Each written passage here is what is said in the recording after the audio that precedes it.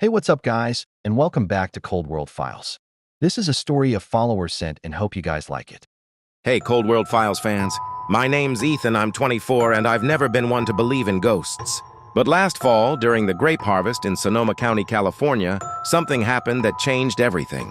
I've been too freaked out to talk about it until now, but I had to write to you guys because I think I encountered something paranormal. Here's my story. I got a seasonal job at a small family-owned winery in the Russian River Valley. It was my first time working a harvest. Long days picking grapes, but the pay was good and they offered a place to stay, an old ranch house on the property, built in the 1880s. The place was creepy from the start. Creaky wooden floors, peeling wallpaper, and this weird, heavy vibe, like the air was thick with secrets. I brushed it off as just an old house in the middle of nowhere. Big mistake.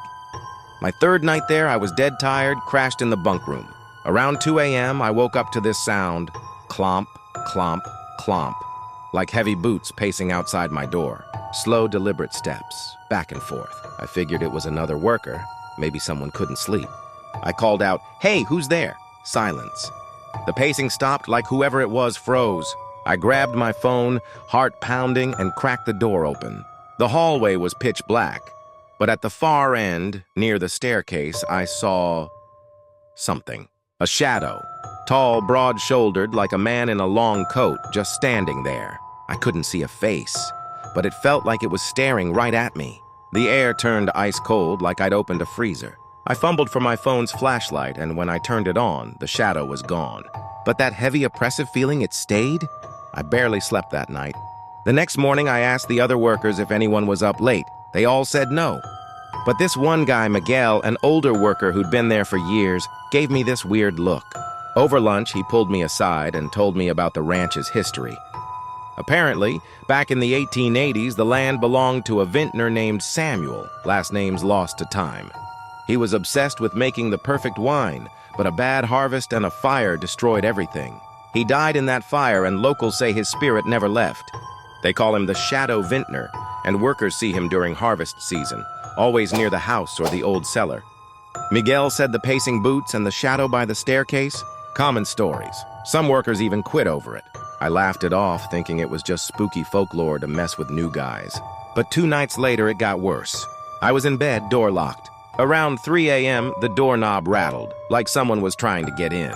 Not loud, but deliberate, like they were testing it. Then I heard it. A low, muffled voice like a man muttering through the wall. I couldn't make out words, just this angry, droning tone. I grabbed my phone to record, but it died instantly. 80% battery to 0 in seconds.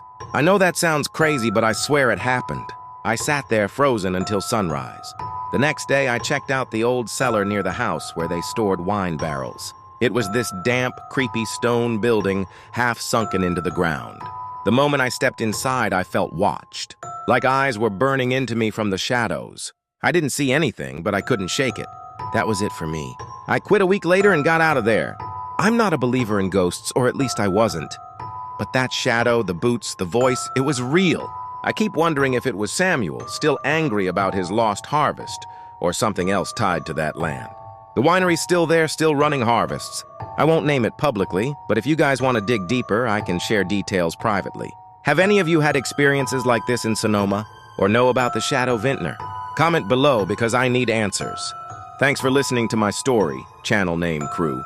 If you dig into this, let me know what you find. And if you love creepy tales like this, hit that subscribe button and ring the bell for more paranormal mysteries. Stay spooky!